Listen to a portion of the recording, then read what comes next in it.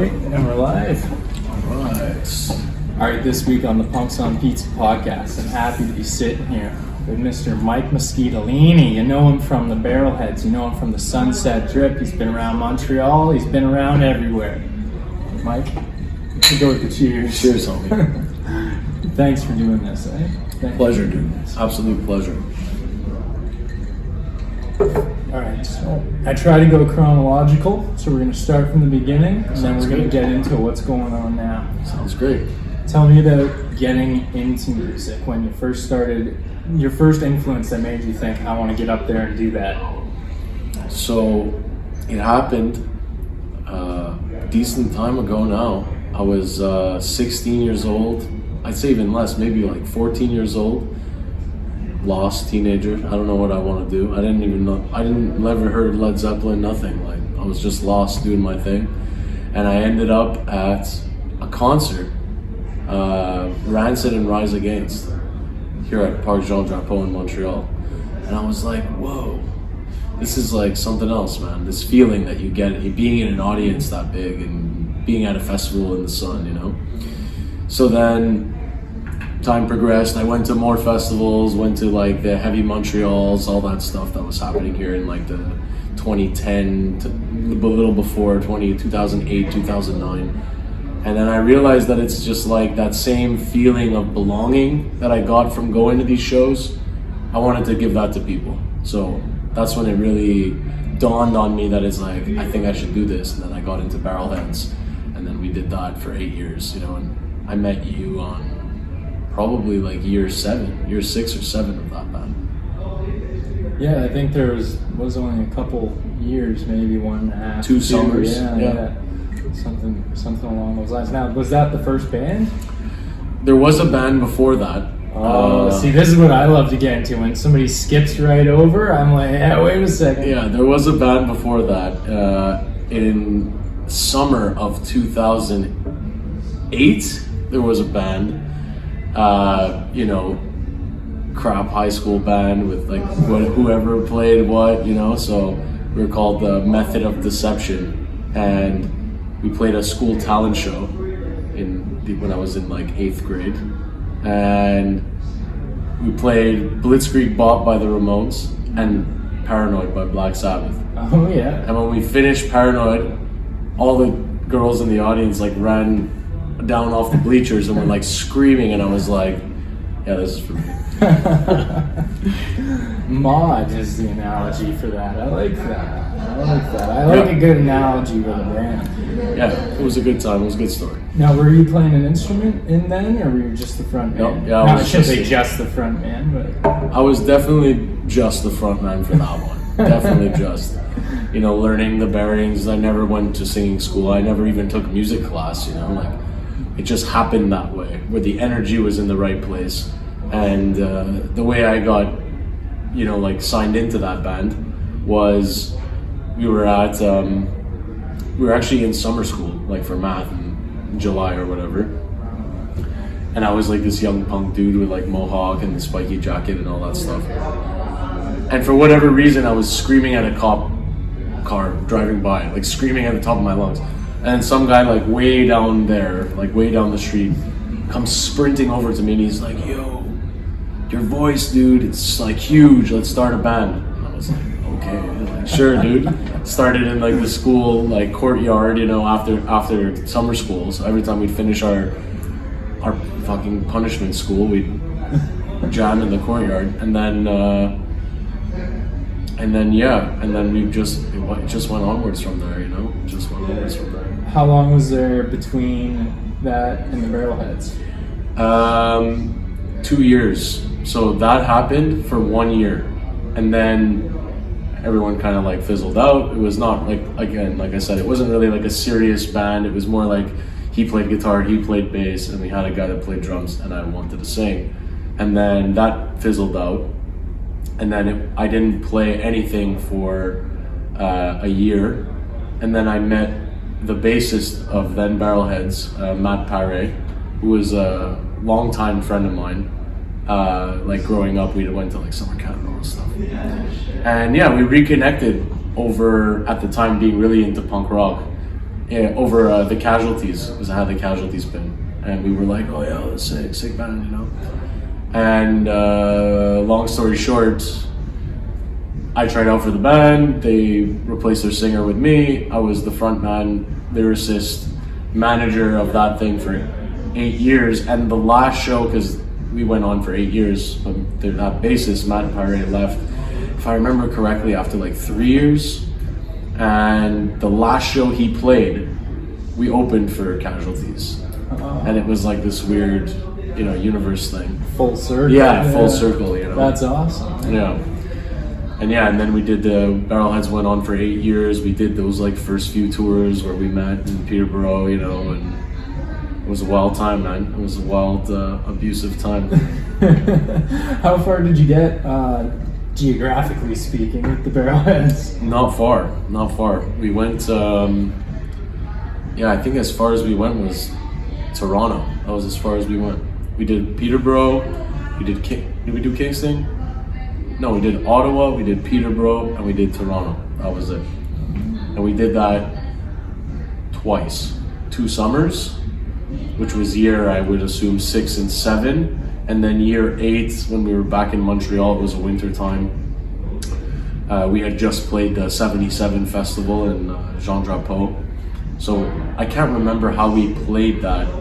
I think it was like a voting thing. We had released a single, and people were either voting for us or I'm not too sure, and we got picked to play, and we played in between, again, full circle, we played in between Rancid and Dropkick Murphys. So it's like that first concert I've ever seen was like one of the last that I played with that band, you know? And yeah, after that, like we were offered like a pretty intense like deal, and we were supposed to do a US tour, and things just got too heated between members, and it just didn't work anymore, you know? Personal, not professional. Unfortunately, it happens that way sometimes. Alright, with the Barrelheads, I remember a Matilda EP release. What other releases came from that band's era? So there was the Matilda EP, which I don't even remember what songs were on it. And we ended up releasing an album that we paid way too much for, called Canned Peaches. Yeah. And that was the summer we met, when we had the t-shirts. Yeah.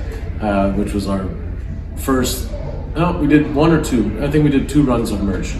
But we did Canned Peaches, which was kind of the compilation of all 8 years. And we actually had a second record written, but it never got made. And I will never remember it. Were there any demos?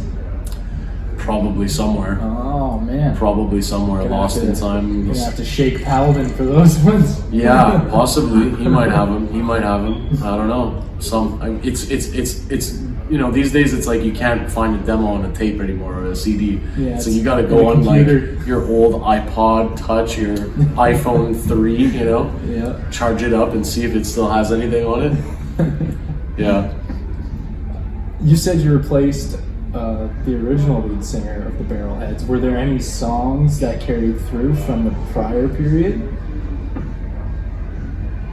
By the time that we were doing our thing and the records were out, no, I don't think so. I think there may have been one, but I'm not even sure. It was called at the time called End of the Line, but I don't know if that was written pre-me or post-me. I can't remember, but I know it was from the very early. Like that song went 8 years with us all the way through, and then a lot of them dropped in and out, and then by the end of it, we had our own set going on. We used to have a song called Black Mamba, and everybody did that song. We did it with like a burlesque dancer a few times. It was pretty cool. Yeah, very cool, very cool. Now I wanted to talk about the willingness of Montreal bands, because I've seen it first person, to just travel for next to nothing. Not that you should expect to pay them nothing, but bands are willing, more so here I've noted. I got more bands willing to drive from Montreal to a show in Peterborough than Toronto, which is an hour-ish away. And Montreal is a full-day excursion. Right. And back, for sure. Right. What's the deal with the Montreal circuit as to why they push out so much? be honest with you, I'm not too sure. My mentor told me that this is like a magic island. Like there's a lot of stuff that's happened here, that's grown here, that's launched off from here, started here, got inspired here, you know, and then branched out to other places. I've seen a lot of people get big here and die here too, you know. I don't know what drives, I also don't know the analytics behind it, you know, but I don't know what would drive bands from Montreal to be more persevering or outgoing than bands from Toronto, let's say. I think it all just comes down to how willing and wanting you are to do your project, because, you know, at this point, now that we're on the road and doing stuff like more so often, like pretty much every weekend now, it's like I noticed that there are a handful of bands from each place. Like there's a handful of bands from Peterborough, a handful of bands from Toronto that'll like make the trip. You know what I mean? Even if it's like for whatever kind of money. Yeah. You know. Yeah. So, which pay your bands, please. Pay your bands. We come out there to entertain everybody and share our love. You know what I mean? And of course, what matters 100% most on the road is like how many heads you got in there and how much are they drinking at the end of the day. But I mean, people put heart into it, you know, that counts. Sure. For sure. No, I seen recently somebody complaining about a booker, I'm unsure where, but wanting to take 20% of the merch and door. Sure. And I would have never like even thought that you would have the right to ask about that. Have you run into that? I mean, personally, I've never run into someone trying to take a cut off my merch. Luckily, I do know 100% that all bookers take a percentage off the door. Like they must. You know what I mean? Like there has to be something that goes to them because fundamentally, it's their job to promote the show the most. You know what I mean? And which, you know, like a lot of you guys do a great job, but a lot of you guys do a terrible job too. You know, and when you do a lot, like get a band from out of town, you know, obviously you're hoping that the hype that they bring with them, because, you know, as you're spreading the news, people hear that they're, you know, creating a buzz somewhere else or whatever, that'll pull them in. But it's like, you can't expect a band from Vancouver who's never been to Toronto to pull 100 people out. Yeah, you know that's what I mean? a huge thing. Yeah. So obviously they have to figure out how it works best for them too, and they have to be organized. You have to be organized to get to a place and not be surprised that you're walking out with $100. You know. Yeah. Like we went all the way to Barrie last summer to play a festival, and they everybody was doing it as a volunteer. They really wanted us to play, and we told them like, yo, we can't come there for nothing. You know? So they offered us $100. I booked a show in Toronto the night before, and we went. You know, but it's like, bookers need to be fair with the bands, because as much as it's their job to book and bring, it's the band's job to provide the entertainment. You know what I mean? Because even if you bring 100 people into a room, if the band doesn't show up, you don't have a backup plan. Yeah. You're a problem. So I've never seen that, but I also know that big places do it too. Like big theaters and stuff, they'll take a cut off your merch. They'll take like 5 to 10%. That's wild. I would have never even thought about it. Like I know when I was booking shows in Peterborough, for example, I would take cut if I played that night in my band, because we played all the time. But as soon as we stopped that, I very rarely would, because the bar owner would give me a cut of the beer sales. Right. So I didn't need that. I want that. Also, I would tell people, because I would book 6-7 bands a night, and Peterborough's a small town. It's not going to be an immaculate split. That merch is incredibly important this day and age, just financially. 100%. When did you start to get onto the merch game? Because I know Barrel had started pumping out t-shirts and then the physical EPs, but that sounds like it was later. Yeah, that was like the last year. I actually still have, I'm pretty sure I still have like 100 shirts from him. Oh really? Yeah? Did you sell any of them at Sunset Drip shows? We did actually last summer. Yeah, we brought them. Yeah. Actually, I think I sold a good handful of them, and I was giving them out to kids for free and whatever. You know what I mean? Like just as get the whatever's left of the name out there, you know, and just give back a bit. We were selling them for $5 at our merch table. People were like, "Who's this band?" We're like, "Oh, we made up this like lore of this band that like self-imploded a long time ago." And people bought them, you know, for $5, whatever. And yeah, so we ran it with Barrelheads. It's cool because, you know, like everything else, it's experimentation. You know, like you learn how to do merch as you go along. And it's like we had 2 shirts, nobody wanted them. They didn't like them. They didn't like the color. They didn't like the way they fit. They didn't like anything about them. So we had like 200 of them. So awesome. Those are the ones I still have. And then we did another shirt. It was a black baseball tee. And everybody wanted one of those. Like, and we sold them like hotcakes, like fire. And then when we broke up, I had a handful of them left, and people were calling me and like buying them for like $80. And actually, at one of the festivals we played last summer, I had one left, and because we created this whole lore to the band. It was late at night, you know, the whiskey taps were flowing freely, everybody was nice and loose. I started like a bidding war at the fire pit. Someone was like $70, another guy was like $80, $90. We ended up selling the shirt for like $100. Guy really wanted it, so I'll take it, man. You know, give him a good time. But yeah, so we did that, and then Sunset Drip.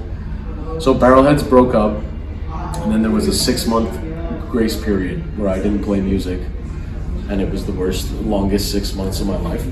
And then I ran into Brandon, we spoke, he said, "Hey, you want to jam?" Started Sunset Drip. And we'll get into that story soon, I'm sure.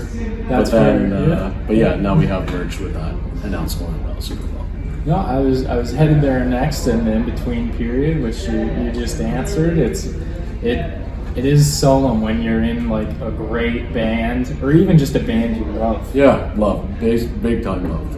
And then you just got nothing. And a big part is you need a band, and grouping people together is a lot harder than you may think it is, and keeping them together. Big time. Tell me about picking up the 4-string.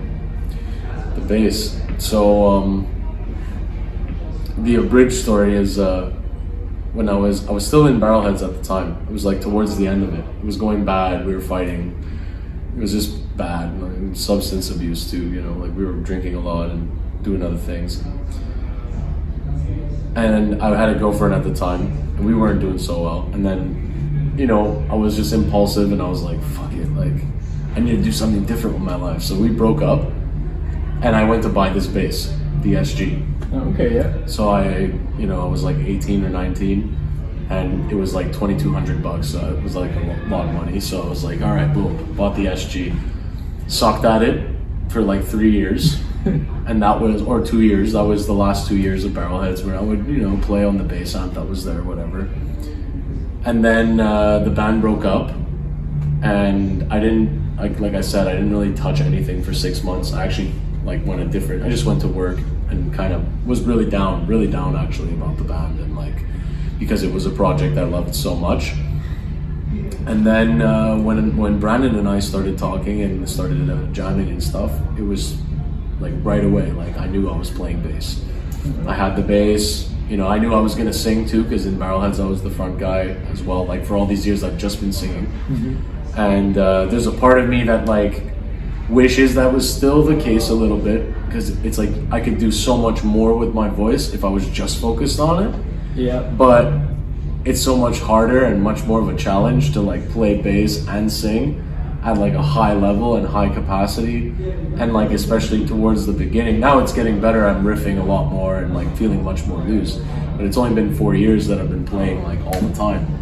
And at the beginning it was really hard to, you know, like learn my scales, learn the bass, and also be able to like perform like my singing capabilities up to the level that I wanted to perform them at.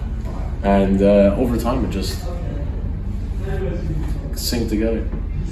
Those first few jams you were talking about with Brandon, when you knew it was going to come together, are there any songs that survived from those early first couple jams? Yeah. What songs did they do? Yeah, Fucking Electric is the first song we ever wrote. And that song was like, So we would jam like twice a week, or sometimes once a week, at his parents' house in the basement. And we wrote Fucking Electric, like the whole song as it is now on the record, exactly how you hear it. We wrote it in the basement, and I remember like looking at him and him looking at me, and he was playing drums. A lot of the way we write music is Brandon will play drums and I'll play bass and sing, and then we'll come up with an idea together, and then he'll hop on guitar and then we'll build it together.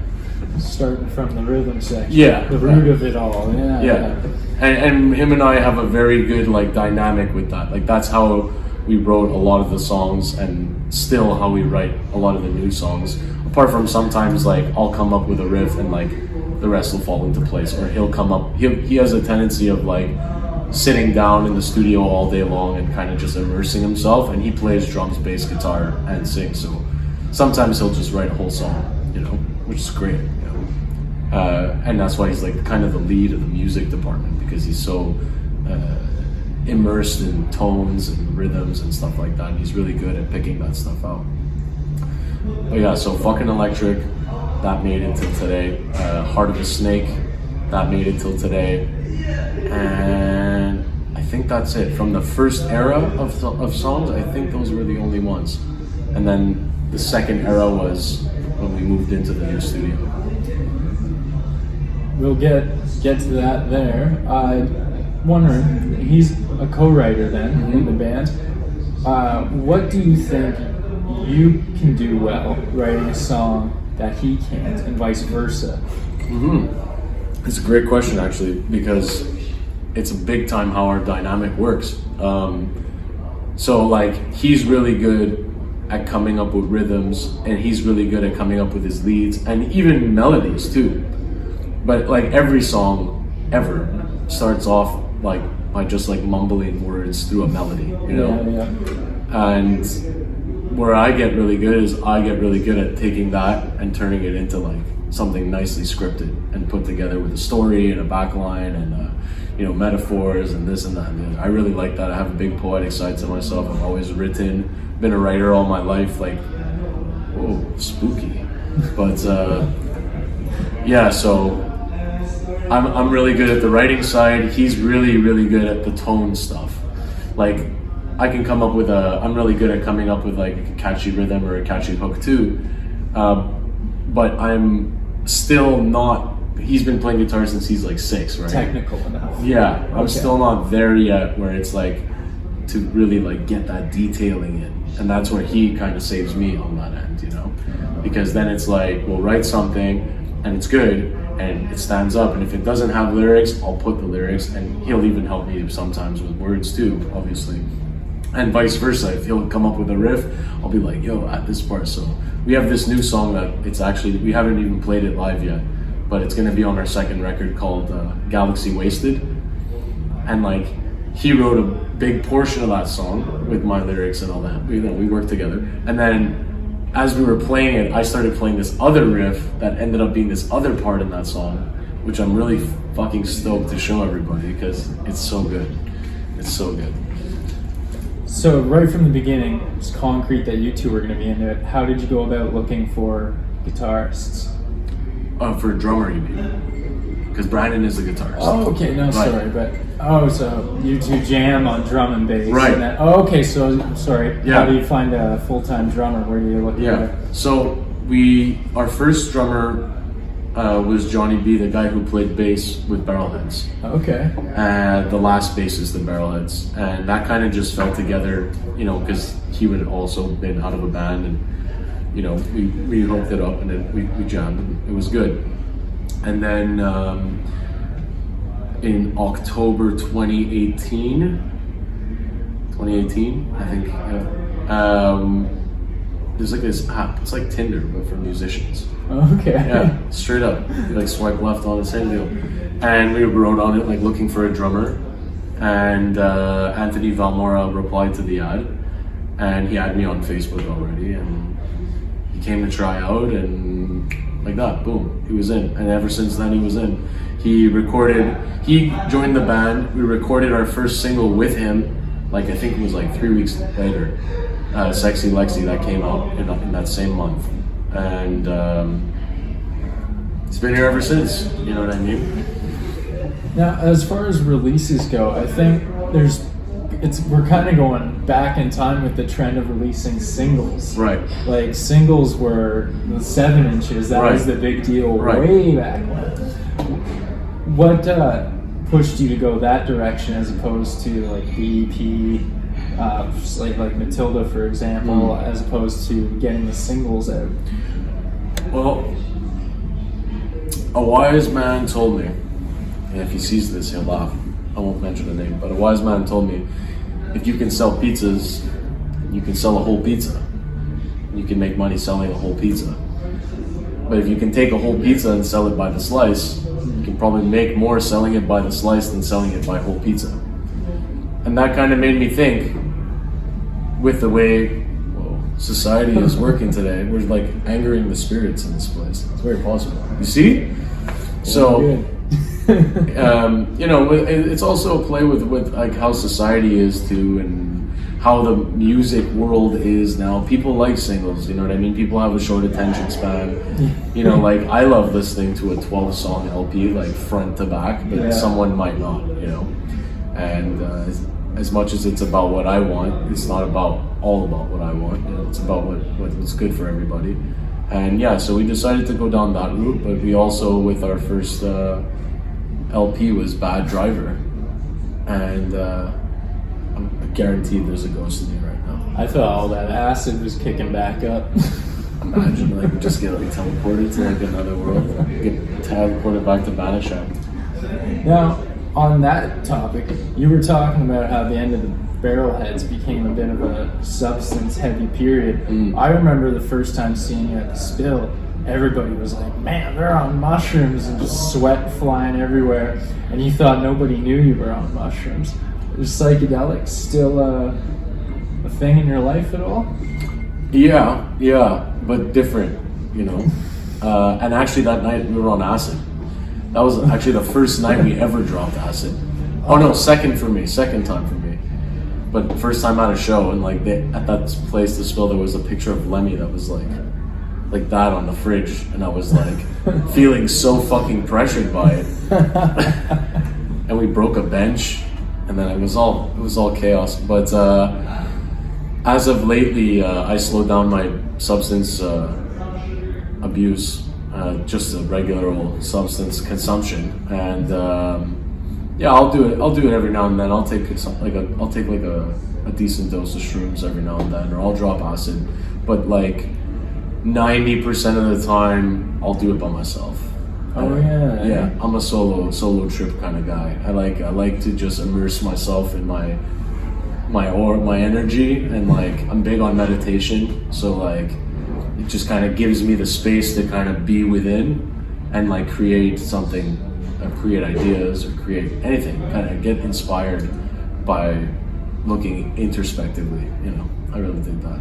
But I mean, I haven't gone to a party and like done ridiculous amounts of acid in a long time.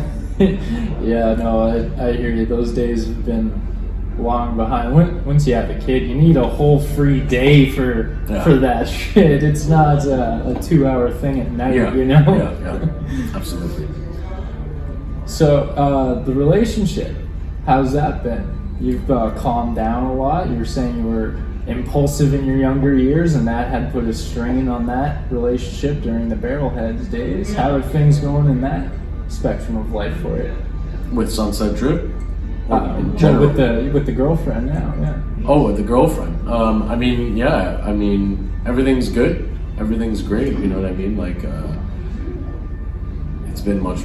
I can't really describe it too much, because it feels like my home life is like so much calmer than my band life, you know, because it's like when I lived with me and Brandon lived together, and that was a whole other, that was like Barrelheads cranked up to 11. It was even worse, man. But it's like we survived that, and then when the pandemic hit, and that's when I decided to move and like be away from the studio. We took some time, like we took like 3 months off the band, And that kind of put things in perspective for me and made me realize that it's like, oh, like, don't need to be chasing this high all the time. Like, you can find the high in like everyday life, you know? Came to the Alice Cooper conclusion, eh? I guess. That's for Alice Cooper, not for Vince. Yeah, exactly. Yeah, exactly, you know? And it's true, it is true, you know? But it's like, yeah, I feel like because I've had to play a very responsible role in the band and booking and PR and all that stuff and talking to people, and it just it used to slow me down, you know what I mean? It used to slow me down big time, being hungover. And, yeah, big time. You know, having like, I'm having a drink with you right now, you know. But it's like if I go back 2 years, this was already my like 5th. Yeah. The bottle would be on the table. Yeah, the bottle would be here. I mean, I wouldn't be opposed to it right now because we can moderate ourselves, you know. And we need a refill, but it's all good. But yeah, it's been good, man. It's been good. I've been enjoying being much more in control. That's good, man. It's good to hear. It's good to see. Yeah, for sure. Feels good. For sure. What with the band having a bit more of a stable life, are there any contradictions, or is there anything when you're out there playing, you're like, in the old days I would have dove into that head deep, but not tonight? I mean, yeah, I feel like we level each other out too, because like there's like a spectrum from like tame to wild. So like our drummer is like more tame. Like he doesn't even smoke weed. It's not really his thing. He'll smoke cigarettes, cigars, drink. He'll drink. And then me and Brandon, we had the tendency to just keep like, if there was a speedometer, like we'd be in the red like all the time. You know? Like, we used to like party all day, party all night, sleep all day, and then rinse, repeat like all night. Go, where are we going tonight? What are we doing? You know. So I think it's like when we're out there on the road, obviously depending like what the plan is, what we're doing. Are we leaving the city the same night? Are we sticking around? Are we intending to meet people? Like, what's the plan? So now we're more structured like that, and I think that allows us to be more level-headed in our decisions. And plus, because of like I said, there's like that spectrum of the band. Like our drummer Anthony will like 90% of the time be the most level-headed of all of us and be like, all right guys, we gotta go. We gotta go do this. We gotta do that.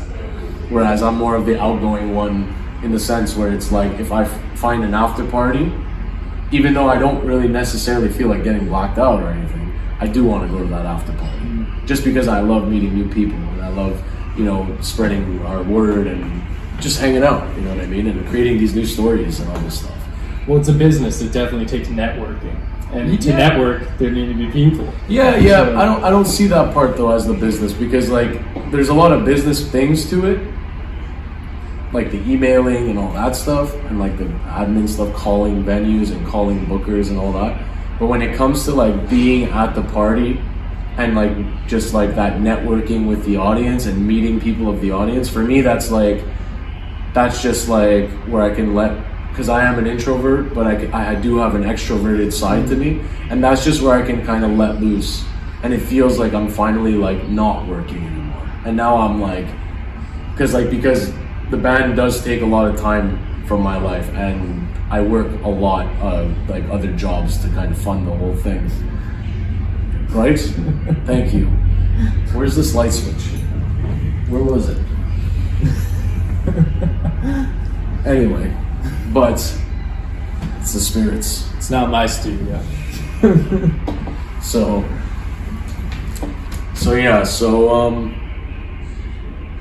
I forgot where we were there. Oh yeah, the networking thing. So yeah, like meeting people is kind of just feels like it's the night off for me. Feels like it's like I've done my part. I played my set. I've entertained the crowd. We sold some shirts. We got paid. And now people are just like, they just want to keep drinking and partying and doing whatever the hell they're doing.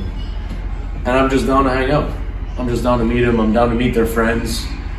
And, you know, and that's how, I think that's how we've built so many positive connections. You know, that's how we became friends. You know what I mean? Yeah. Where it's like we ended up just partying and hanging out and staying up all night. And then, boom, happened again one summer, happened another summer. We kept in touch. You know, and then like when we played last summer, we played at Voodoo Rock Fest in Odessa, and we made some friends there. A photographer, the girl that was hired as a photographer, you know, we ended up keeping in touch with her, and then she brought her friends, and then like we went to play in, what was the first one she came to? I can't remember, but we went to Kingston, and she was there, and she was like down to see us, and she brought her friends, and then we just went to Ottawa, and she was there, and she brought her friends, and then other people that also were in Kingston showed up in Ottawa, and now we have a show in Montreal coming up, and they're all gonna come here.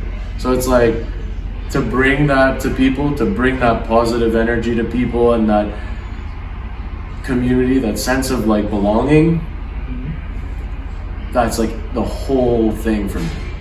Like the fun part of writing music and expressing myself, expressing what I have to say, my message is number one, you know?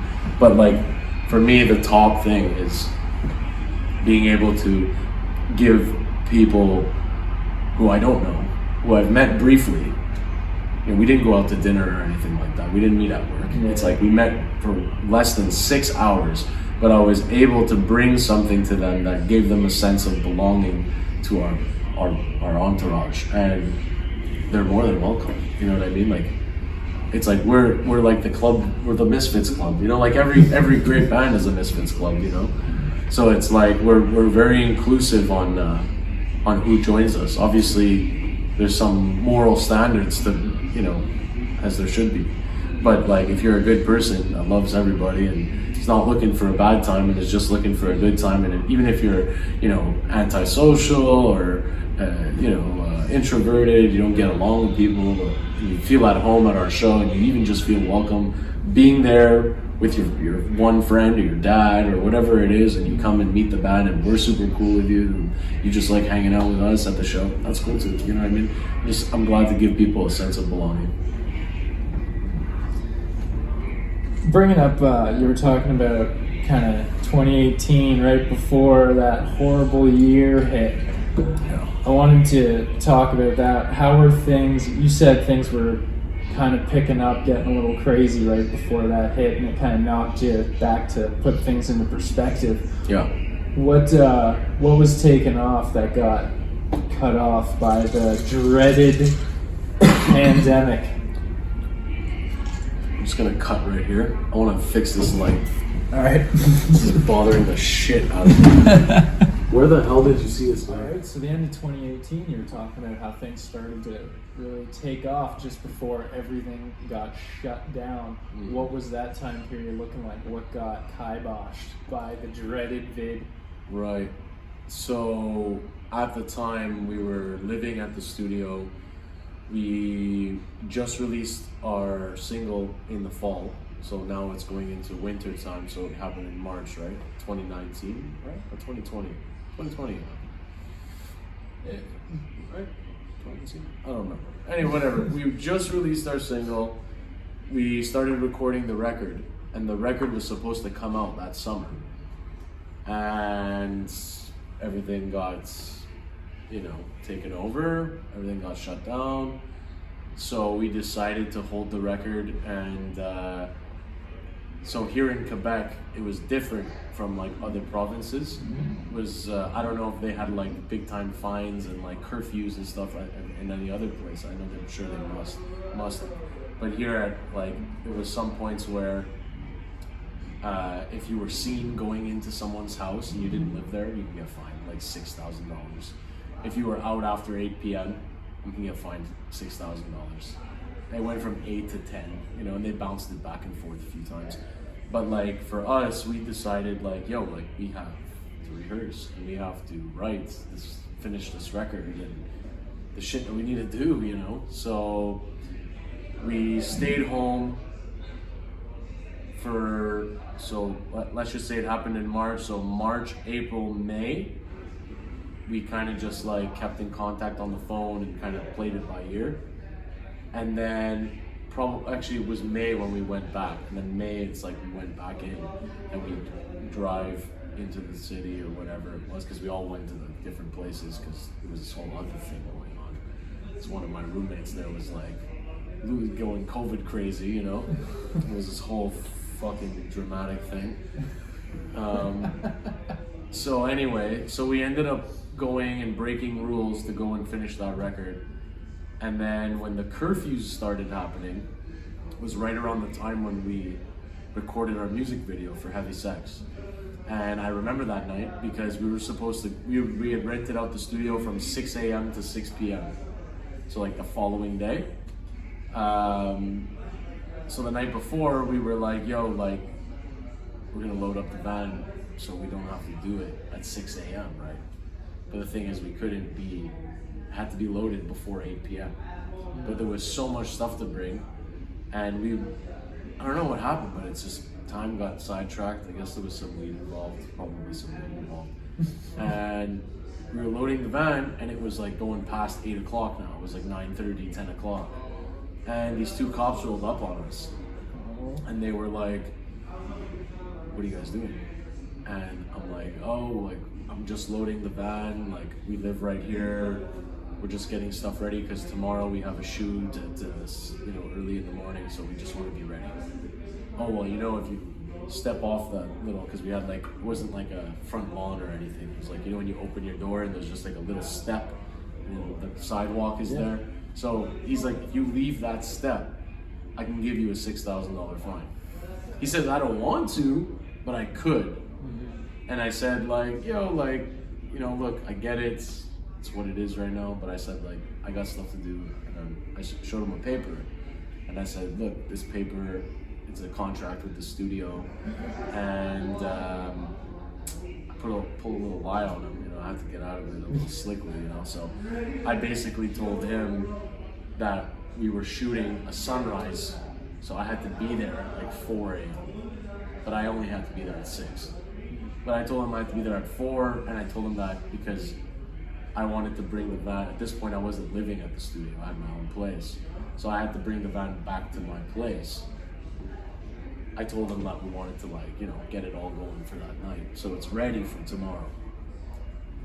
And, you know, he was giving me a hard time. The guy that was going COVID crazy, like, had a fucking anxiety attack and needed to take a cold shower because he thought we were gonna go to jail or something. And I just like told him, I'm like, look, no bullshit. I'm like, look, dude, like, I'm gonna go inside, I'm gonna lock the van, I'm like, I'm gonna get the right paperwork, and we're gonna go. And he's like, okay, sure. And then I went inside and like really shittily fucking photoshopped phony paperwork. And then I left, and we didn't even get caught. Like there was no repercussion to it, because once you were on the road, there was so many loopholes in that shit. Like once you're on the road, the cop couldn't stop you unless he had a reason. You know, like you weren't allowed to leave your house and walk. But if you were already driving, he can't stop you unless you have a traffic violation. You know, so it was this whole weird backwards thing. But yeah, anyway, long story short, it did hurt us, but we kept going like the whole way through. We didn't stop. Yeah, Ontario, like big time, had periods where restrictions got laxed and then they doubled in tightness. Did Quebec have any of that going on? Was it like, okay, we got a couple weeks of being able to play again and then got shut right back down? I mean, I think it was just tight, but like everything that happened in Ontario was like a 2-week delay of what happened in Quebec. Okay. So if we would do like a lockdown, it would take 2 weeks for Ford to be like, oh, we should do a lockdown too. But yeah, like Quebec was just really shittily strict, and like the curfews thing is what killed me, man, because it was like so many people running their businesses and trying to survive through the pandemic, and it's like already hard enough with no clients going on. It's like now they need all this extra paperwork to just get around, and it's so inconvenient. You know? Yeah, like delivery drivers, everything. And fundamentally, you just needed one of those papers with the company name and your name to do it. So it's like, it was a simple bug in the system, you know, but that's what they made everyone do. So but we pushed through, and when shows were happening in Ontario and they weren't happening in Quebec yet, we just left. We just did Ontario, and that's was a great fucking idea because now Ottawa, Kingston, Belleville, Oshawa, Toronto, Hamilton, London, Niagara is the next spot. We haven't been there yet, but I want to go there. And Windsor too, I'd love to go there. But it's like, you know, now that we went to most of those places, this summer, all of those places called us back. Nice, that's awesome. Yeah, and we've been playing like sold out shows over there. So that's been really cool. Well, I hope things keep progressing the way they have been, so that happens for sure. I remember there's nothing more disappointing than like at the end of 2019 or whenever, and all of a sudden I just started getting all the refunds for concerts and stuff. It was just terrible. But you said going through Ontario. Now, have you ever gone east of here? Yeah, Sunset Drip went all the way to Halifax once. Okay, tell me about that trek, because that's a good jaunt. Yeah, it was fun. It was fun. We went there. It was before Anthony Valmora, the drummer we have now, was in the band. Okay. So we had that first drummer. The old bassist of... right. Yep. He was the first one. And then there was a very small window where this guy, Nick Boucher, was drumming for our band. And we went there with Pussy Stench at the time.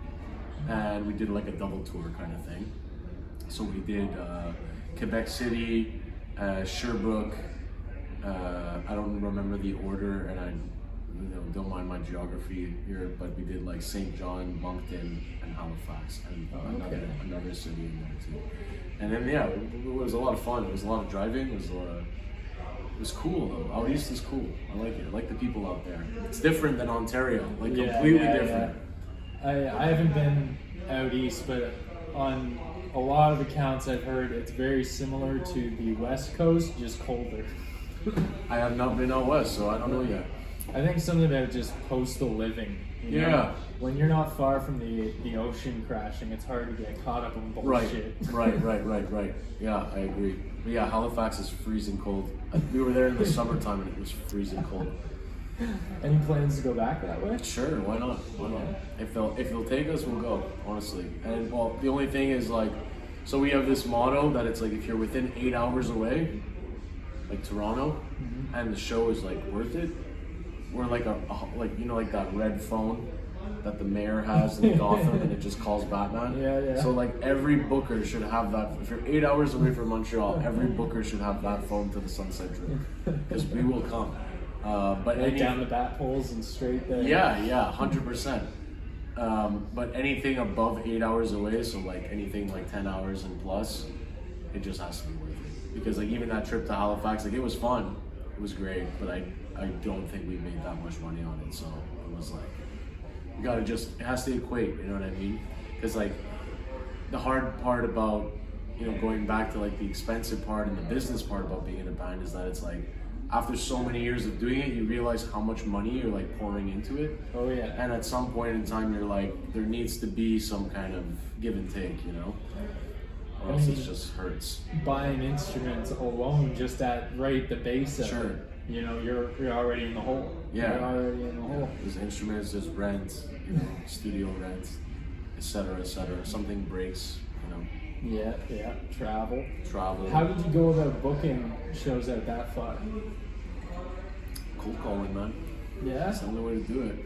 When you don't have any contacts out there, like any other business, you gotta cold call and just be like, hey, this is us. Do you want us to come? But like, if I were to give any advice to like bands out there who are starting up and want to get out there and they're not sure where to start or what to do, killer press kit, be like vibing back home, have your audience back home and like hype about you back home. If you can hit radio, good, great. Get on podcasts, talk to people, network. But it's like you gotta be killing it back home and your digital like platform needs to be like put together enough that if somebody that doesn't know you sees it, they're willing to like go into it. Yeah. Because you have about 30 seconds. You have a window of 30 seconds. If you can't catch someone's attention in 30 seconds, that's it. Like it's done, But if in 30 seconds someone clicks on your thing and they're like, oh, this is kind of cool. Like, what's this? And they click on the next thing, then you have a bigger chance, And, also, and like I will honestly speak, as someone who this isn't the case for right now, but a lot of places that I try to contact too that don't even answer me base everything upon Facebook likes, Instagram likes, and Spotify streams. You know, and like, I'm not gonna lie, I'm not gonna boost myself up. We're getting great success. They talked about us on the radio today because of that scam with Judas Priest that we had the other day. I will get into that with you later, but yeah. So they were speaking about it today on the show, and you know, but at the same time, we have like less than 1,500 followers on Instagram. We have, I think, the song that they played on the radio, "Where Is the Sun," has the most streams. It has like 3,000 streams. Our music video has 2K views. It's been out for a year. You know, we haven't gone viral. Yeah. So a lot of places still don't answer. But for the most part, if you want to book a tour and you want to play like a bar like this or whatever, you know, you just gotta call and tell them what the game plan is, and if they're down to clown, they'll hire you. Well, when I walked in here, you were negotiating with the woman behind the bar about booking a show. Yeah. So it was just a well played moment, you know. I walked in and she was talking to the, I assume, other manager here that works here, and they were talking. It sounded like they were talking about band names. And they were saying, "Oh yeah, he can't be there on that day. They can't be there on that day." No. Just like, "Hey, are you booking bands right now?" And they're like, "Yeah." Perfect. Yeah. But that's what you want to do. You always want to be ready to play, willing to do anything. You know, we're not a cover band, but I'll be a cover band if I have to be. But I will not like specifically go out every night and play covers. Yeah. Even though it's not a bad thing to do. You know what I mean? Don't do as I do, you know, kind of thing. It's like, it's not a bad plan to just play covers. You get paid better that way, you know. Like sadly, much better. But it's like, if you want to take the hard road, it's like, you just got to be willing to be flexible. Yeah. So it's like, you know, like an example is like on the 17th of April, we're going to be playing in Barrie at a flea market, 400 market, and I was like, we're going to be playing the show the night before, so we're going to have our whole arsenal of like blow your eardrums out gear. And I'm like, are you sure? Like, we could do this? And they're like, no, you guys got to play acoustically. Like, you got to use a cajon. Like, bring it down to like wood, you know? Yeah. Sure. We're doing 2 sets. We're doing one at 1 and 3. Had you done that before? We did one song. Like, we did a thing called MTL Unplugged or something, or MTL Live. Okay. And we did a we did a rendition of our song Unkind Love acoustically. And it was a big hit. People actually loved it. And so yeah, we're gonna do a whole set like that, and they offered to us like, oh, there's a 1 p.m. slot and a 3 p.m. slot. And I said, fuck it, we'll do both. You know what I mean? It's like, you don't know who's gonna be there. It's just play. Don't stop playing. Now, as far, you were talking about influences from older styles of music, and I wanted to say you always got along real well in the punk scene, but I thought all of your bands, you know, well, Barrelhead, Sunset Drip, are a lot cleaner, more technical than the average punk band you would see, but the energy is there. I always likened Barrelheads to MC5 for being like super hard rock, but getting along with that punk vibe just because the energy was there. Mm-hmm. Who are some of the bands that you modeled Sunset Drip after, but took influence from that weren't present for Barrelheads? That weren't present for Barrelheads, more Black Sabbath. We definitely fell deep into Black Sabbath. Queens of the Stone Age, really deep into them. Caius,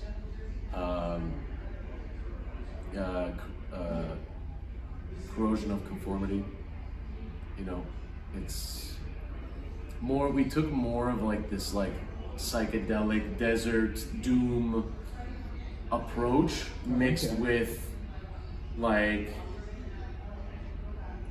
I don't know what to call it. It's like its own thing, I guess. Like it's not a new genre, obviously, but it's like it's like we just take like that heavy stuff and make it palatable for the average listener, because we want to get everybody. So it's like someone who is the same as Barrelhead, my all-time biggest influence is Motorhead. Okay, yeah. So the reason why, and not only because Lemmy is gone, but because Motorhead, at the time when they even came out, they like cracked the line between heavy metal and punk rock. Because they were heavy enough that the metalheads would be into them, but they were also fast enough that the punks would be into them. And I really liked that idea, because a long time ago, actually with Barrelheads, we played at a punk venue here in Montreal that no longer exists, and we actually got booed off stage. Really? Like, well, not off stage, because we didn't get off stage. We said, fuck you, and kept playing. Yeah. But I mean, like, the whole audience was like, boo, you suck, you fucking suck. And I was like, fuck this, man. Like, I want to crack that line too, where it's like, I want that people who are into like heavy metal all the way into death metal to like love the riffs, but I also want that person that like goes to like Osheaga and to those festivals that I can't even palate to at least like be down to listen, you know. And yeah, I think that's where we kind of try to fall into place. We're like the bad version of the bands you hear on, not bad as in like not good to listen to, but it's like you hear all these bands that are on the radio, and like I find a lot of these bands like Greta Van Fleet, I'm like calling them out here, but it's like all these like bands, they have like this like niceness to them. I don't know, like they seem like nice young lads trying to do a record or something. Like we got that wear and tear on us. Like we smell like burnt leather, burnt rubber, and like just like, you know, cigarette smoke and whiskey still a little, but it's like refined, where it's like we aren't consuming like crazy anymore, but it's like we still have that edge to us, where it's like we're not, you know the whole story, like the Rolling Stones and the Beatles. Like the Beatles were like, you know, the clean cut suit, and then the Rolling Stones were like this loose kind of thing, and they were always like competing in that way. You know what I mean? Like we're that competition to that mainstream, because I find like the mainstream rock is too safe. We're like fucking drive with your foot out the window shooting fireworks and out in the sky, you know, like still like have a little fun with it. You know, I feel like I skipped right over it, so I hate to backtrack, but you were playing with Devin for a bit, right? Mm-hmm. All right, let's talk about that, because I completely fucking skipped over that. I apologize. Yeah. How did that come about? That came about around the same time that Sunset Drip started. Devin was looking for, or no, Alice Slick. She goes by Alice these days. I didn't know if that was just a stage name or no, if that was... that's the thing. Okay. So, she had asked me she had said I'm looking for a bass player, and I was just learning the bass. And so I figured in my head, and I was living in a studio, I figured in my head if I was in two bands, because Sunset Drip wasn't available all the time, if I was in two bands, I would learn bass faster.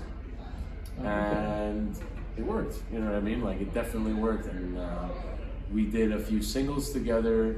We kind of concluded the Pussy Stench era that died out, and then Scarlet Wives started, and I was in that first era of that with a few songs, a few singles. We didn't get to completing the full record, and yeah, that's about it. But, I don't have the time or funds to be in multiple projects anymore. I always think of your bands having kind of a brother-sister band, and I would think Scarlet Wives was definitely one of those during that time. Mm-hmm. And I'm fucking blanking on it. I'm hating myself for it. But Connor's band. Costanzas? Yes, the Costanzas. Is there a band like that for you guys now? No. No, right? No, we don't have that right now. But that's okay. You know, but no, right now, and I think it on purpose too. Like I think it's because of the amount of track, like a snowballing effect that's kind of going on with us right now. I think it's important for us to just focus in on what we're doing, and like, you know, there's a term called spreading yourself thin. You know, Yeah. you don't want to do that when like you start picking up momentum. It's definitely cool to do that when it's like the waters are steady and you're writing this and you're just chilling and experimenting. But it's like when something's happening and moving, it's like you really want to put all your energy there. And that's kind of where I'm at with what I'm doing now, you know. Even with my, so this studio, I used to live in it, and then we moved out of it when the pandemic happened. And then we tried to make a business out of it, and that was fucking super hard because nobody has money right now. Yeah. And now we're deciding this is our last month there, so we're going to be, you know, cutting the string on that. And the reason why is because it's just, you know, it's like the more I split myself up from Sunset Drip and have to take care of the responsibility of that, and that was like a super high rent and all that stuff, it's like the further I get from Sunset Drip, the further I get from doing it properly, you know. Okay. So, yeah, just kind of shaving it down to that. But it was fun. We did that Halifax tour with Devin's band with Scarlet Lives. Oh, okay. I was doing double sets, yeah. Yeah, because I remember that's how Lobster Fest Right. went, right? Yeah.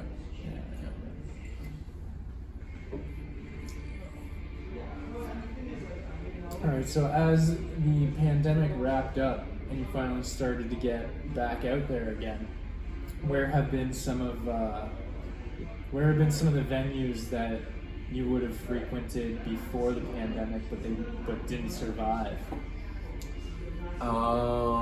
if any? Yeah, there's a few. La Vitrola doesn't exist anymore. We used to play it on Saint Laurent. I don't know if Cafe Berlin is still open, but that's where we played our first show, and that's where we played our last show before the pandemic happened. I'm not sure if that place still exists. I haven't heard anything of it. But I might be wrong. Catacombs doesn't exist anymore. I heard about that. That's Yeah. a huge one. Yeah, that was a really big. That was like I played there a lot of times, and one of the best times I played there was when I opened for Digma Abortions with Barrelheads, like back in the day. That was a crazy show, and yeah, you know, it's like it's sad to see all these venues kind of disappear and vanish into the background, but at the same time, it's like I like it because it gives this space for new passionate people who are like, yo, I want to start a venue, you know. Like I've recently become friends with this dude, and you know, every time I see him, he's like, the first time I met him, he had like this like studio in Papineau, and that was cool. And now he's trying to start a new venue and like crank it up, better sound system, better stage, better lights, and I'm like, yes, like this is what the city needs. You know what I mean? So I'm happy to see that growth to it. But yeah, there were venues that closed. It sucks. You talked about a school talent show being kind of an important early show for you. Was there a venue that you feel you got your chops at? Mm-hmm. Yeah, the Crowbar downtown. It's you've ever heard of it? I have not. It's crazy, man. It's so the Crowbar was where Barrelheads like built itself in Montreal, and a lot of bands built themselves. A lot of the bands in the punk scene now that are like all in their late 20s and 30s, when they were all like 18 to 23, everybody was at the Crowbar. Everybody was playing there every weekend. The place was fucking jumping all the time. You know, there was a huge community of people. Everybody knew each other, and like even now, it's like that's still that same old crowd. You know, you meet them in different intervals of time. But that was definitely the place where it's like we would play every other Friday, pack the place. Like that was the first time I sold out a show.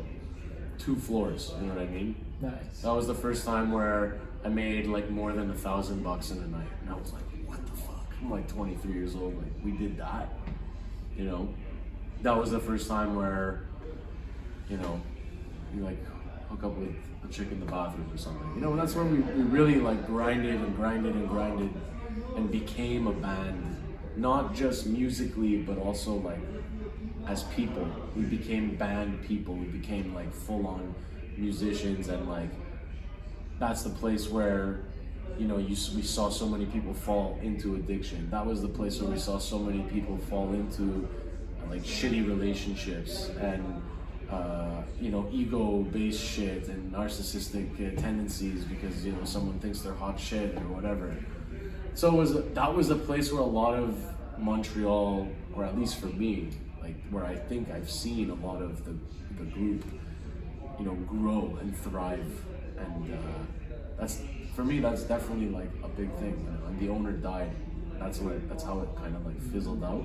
His name was Rob, and everybody loved him. Well, to Rob. Yeah, fuck to Rob.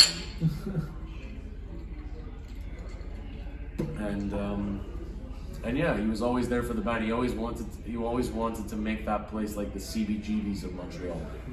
Yeah. And I think he did a good job at doing that. Obviously it ended early, but it's like the scene changed too, and like the new owners, it didn't keep up as good, but the scene changed, the bands changed, people's needs changed, so it all just kind of flooded away. What are some of the venues currently that would be good spots you feel for a band to get their chops at, to start out at in town?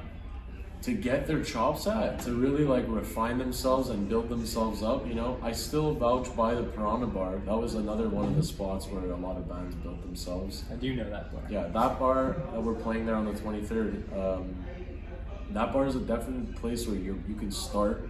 You can be like low level to intermediate to high level band, and the sound system there and the team there will cater to the whole thing. I think that would be a good spot. Other than that, I think all the other venues are just a little bit up. Like it's like you need to be a little bit more refined to be in them. Like Turbo House is a great venue, but I feel like the crowd that goes there and the vibe of the place is like your band needs to be like put together a little bit better to be there. But you can also just go there and have fun with your band too. You know what I mean? I wouldn't know. At the same time, I wouldn't know because it's like it's not a part of my community anymore. Now I'm in the business of booking venues and playing my act. Yeah. But I mean, anywhere is good. You know what I mean? Anywhere is good. At Hemisphère Gauche, a lot of bands, young bands are playing there.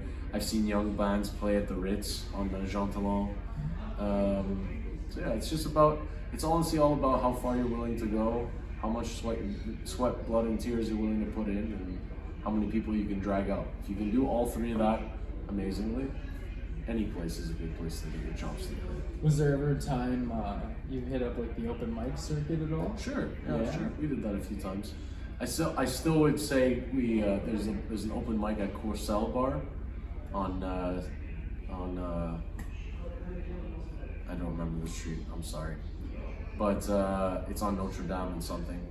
But yeah, Corrosion Bar, they do an open mic there, and I'd love to get Sunset Drip slipped into there. I'm not really one to be on the circuit for covers and stuff like that, but Brandon's done it. He used to go and play covers and just play his guitar and get paid, or just show up and jam. Yeah. Devin's done it. It's just never really been my thing.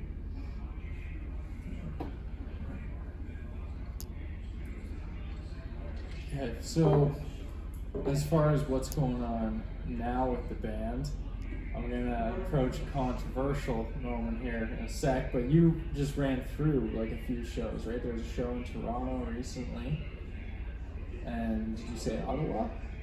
Yeah. No, we did Kingston and Ottawa. Kingston and Ottawa, sorry. How was that, the Eastern Ontario tour this time around, post-pandemic? Good. Very good, yeah. Kingston loved us. We played a great set. Ottawa loved us too. Both times was pretty full. Both times was different people. New friends, old friends. Young crowd, old crowd. Great, man. Great. They want us back. You know what I mean? Now our next stop is Toronto. Okay. And, sorry. On the 16th, and I'm really excited to it's our first time playing the Bovine. Oh yeah, there you go. It's our first time playing the Bovine, and I know that there is a crowd of people that frequent the bar. Yeah. And I want to know that. Like, I really want to get to know them, like meet them, and fucking play my heart out to them, because they're the blood pumping through that place. So Have you had any talks with anybody in Peterborough about playing out there while you're on your way to Toronto? Because of scheduling, we can at this time we can only profitably play on Saturday nights. Oh, okay. So for us, it's like I can't. It's been a little tough playing like the Friday Saturdays, but I'm some point we're gonna be happy. Yeah. We're definitely gonna play the Red Dog. I just want to make sure I can fill it. You know. Yeah. That's the only thing is like I'm at a point where I'm looking at venues and I don't want to. I would, if we have to play to like 10, 15 people, I will gladly play them my act, but I would much prefer if we can have a crowd. No, for sure. And I don't know if you've kept up with it. It's a fair jaunt in Peterborough, but the Garnet just closed down. It's Really? a pub, so it's literally like if you're not playing old 60s rock covers, the Red Dog is the smallest place you can go, and it's not small. Like, Right. you need It's to pretty be big. semi-established Yeah. to play it, and so Peterborough's taking a huge hit in that regard. But the house show circuit has been booming. Sick.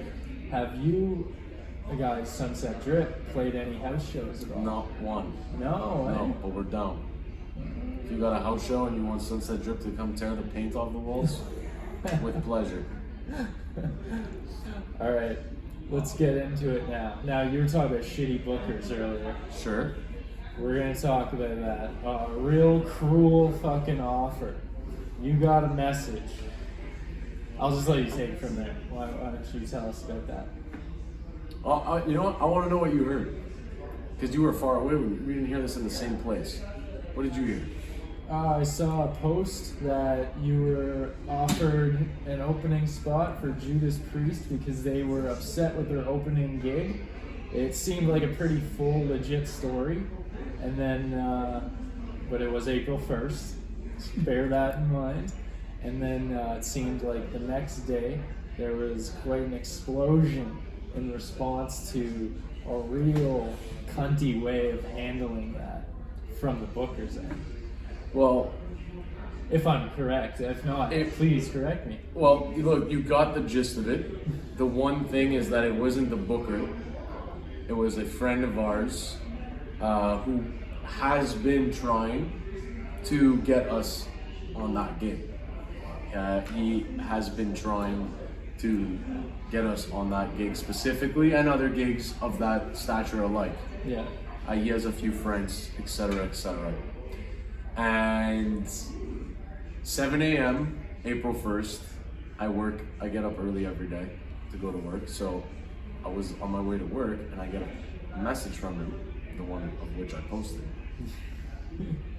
saying exactly that. Hey man, I got a message from the manager of Judas Priest. You're on. You're opening for them and we're not having with the opening. So immediately I'm trying to read this text and not crash my car. I'm freaking out. I'm like, is this real? Is this not real? It's April 1st. I'm not sure. What's going on? So he says, call me. And in the message, you can read it. It's all. I didn't take it down because I want people to know that we got had so beautifully, unfortunately. So he says, call me. So I call him. No answer. Call him. No answer.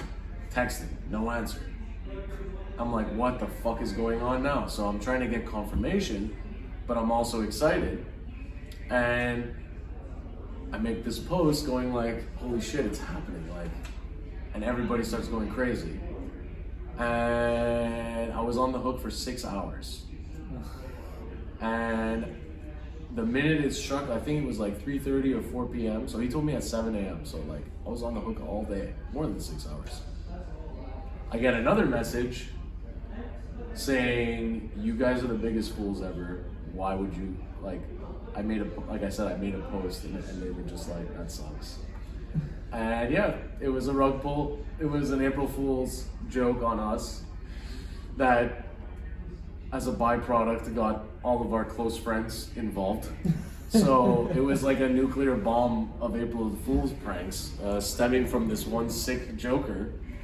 And yeah, we're not opening for Judas Priest on Tuesday. You should just show up with gear and be like, hey. Hey, we thought we were supposed to be here. Yeah. Well, yeah, I'm sure their opening act, Queen's Reg, would be pissed because they're from that era of bands too. But yeah, you know, it got a lot of buzz, man, and I think what was my favorite part about it, because of the way it rolled out, you know what I mean? Like, look, yes, it was a shitty joke, and yes, I would love to open for Judas Priest or any major band.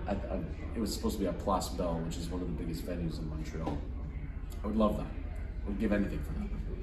But despite the fact that it was a cruel joke that had me and a whole bunch of other people on the line, the amount of love that we saw that day, yeah, from our fans, from the people who follow us, was like mind-blowing.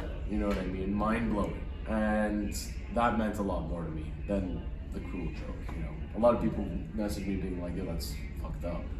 yeah. It is, you know what I mean? Like, but, you know, it's like, we got a lot of love from people, a lot of love and support. And what was cool is that at least people wanted to see it, you know what I mean? They wanted to see that happen. Yeah, and sure. I had messages from guys from Kingston and guys from Toronto being like, if that's happening, I'm coming. Like, people are ready to move for us to be in that light. So, you know, we manifest that shit, and if people want to put us on the stage, we'll show you what we got. You know what I mean?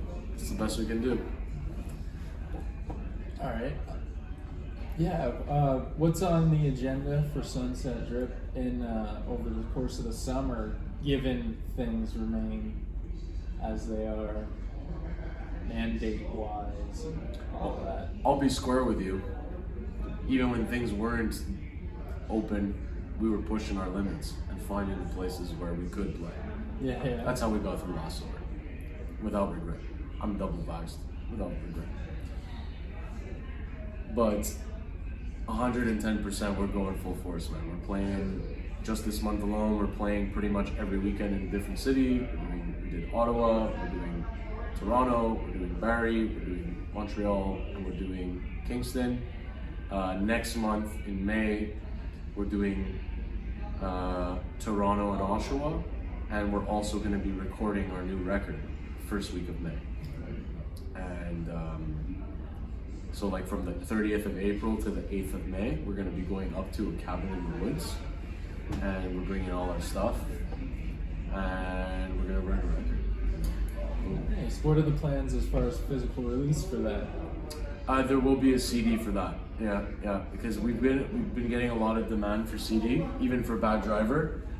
I can't promise, but I will say that it is in the talks of doing like a double side for accordion CD. So you get Bad Driver and the new one.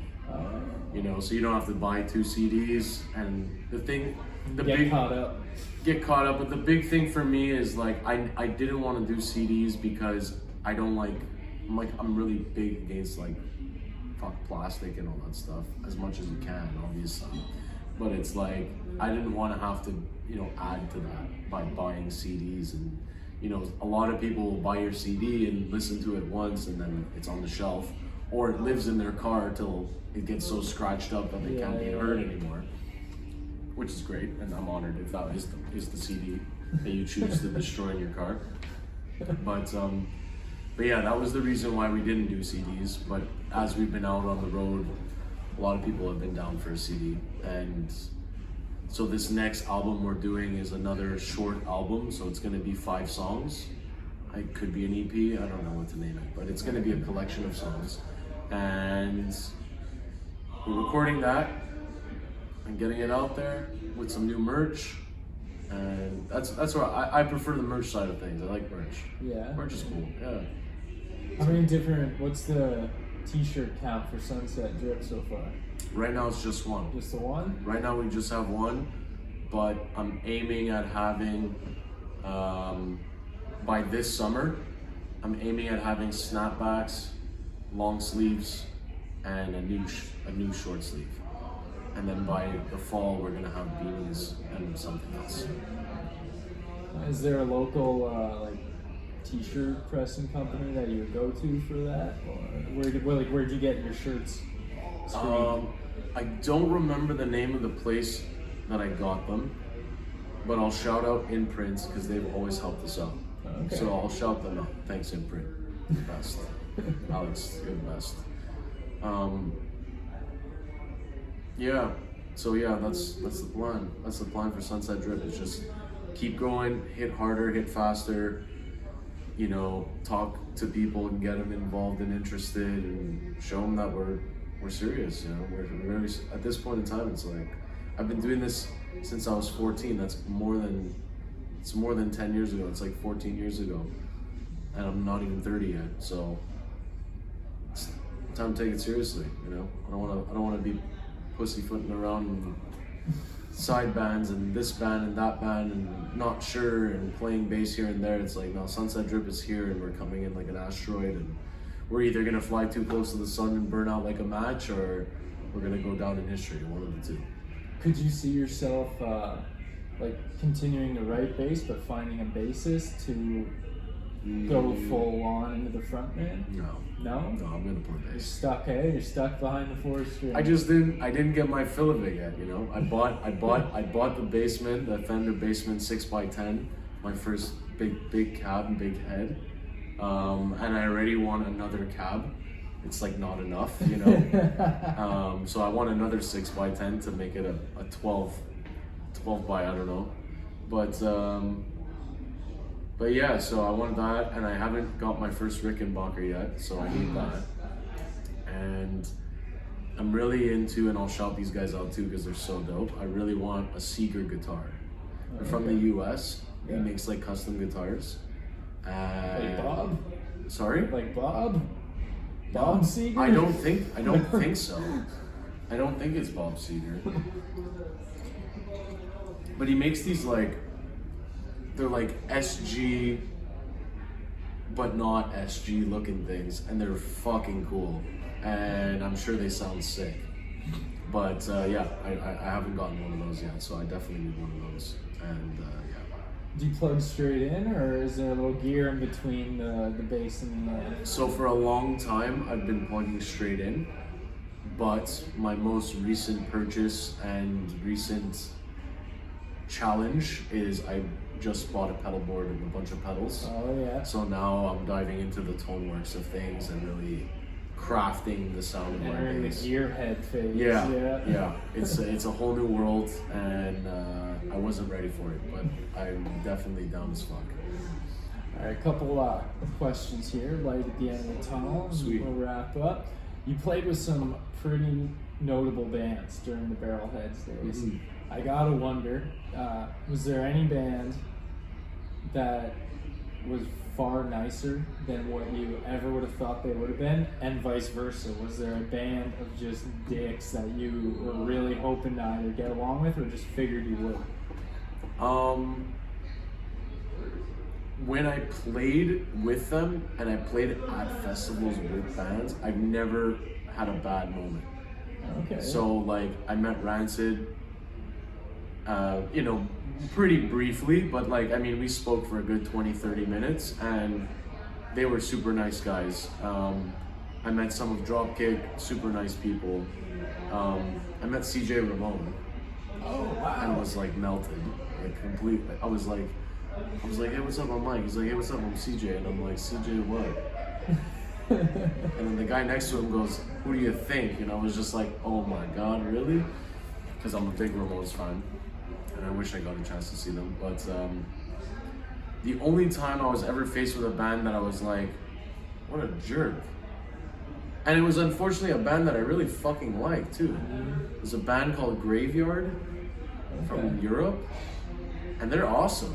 I love their music. It actually played a big role in how I wrote songs at the beginning of Sunset Drip. And I went to their show, and I got backstage, and I was trying to have a conversation with the guy, and it just felt like I was annoying the shit out of him. I just wanted to be like, what's up, you know? But I guess, you know, everybody has an off night, so I won't hold a grudge to him. All right, and last question. I try to hit everybody with it. with your extensive touring over multiple bands spanning over a decade now, was the shittiest bathroom of any venue that you've come across? Oh my god. Oh my god. Let me think of this. Shittiest bathroom. Shittiest bathroom. Fuck, man. Many? I mean, there's been a lot. There's been a lot of shitty bathrooms, but you know what? I'm gonna give it to Crowbar, the place that everyone earned their chops, because that bathroom, like, That's where you first got laid in a bathroom. yes, regrettably, question mark, but it was like, you know, the stalls were like, you could see over them. You didn't even have to stand over them. Like, you would have walked in that bathroom and you would have been able to see over every stall. Everything smelled like piss.